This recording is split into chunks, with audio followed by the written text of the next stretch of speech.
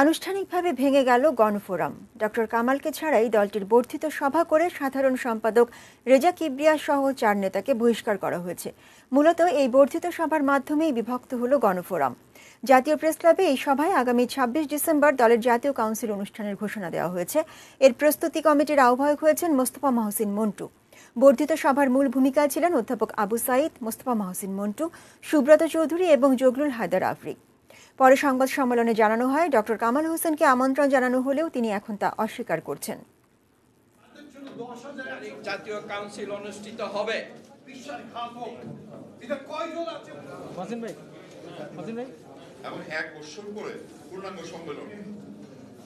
সম্পূর্ণভাবে অগঠনতান্ত্রিক পদ্ধতিতে এই সংগঠন চলে আসছে এবং যারা দীর্ঘদিনের পোরখাও কর্মী কাজ করেছে এবং নবাগতরা এসে তাদেরকে বহিষ্কার করে দিচ্ছে। যে কারণে আমরা এটা ব্যাপারে একটা উদ্যোগ নিয়েছিলাম যে এটা ঐক্য করেন, এটা বহিষ্কার পাল্টা বহিষ্কার ভালো না, আপনারা ঐক্যবদ্ধভাবে সবাইকে নিয়ে কাজ করেন। আমরা তো অবশ্যই আশা করি যে উনি আছেন এবং সম্মেলনে যে কাউন্সিলের ডেলিগেটস আসবে তাদের মতামত সাপেক্ষে ওনার ব্যাপারে আমরা সিদ্ধান্ত নিই।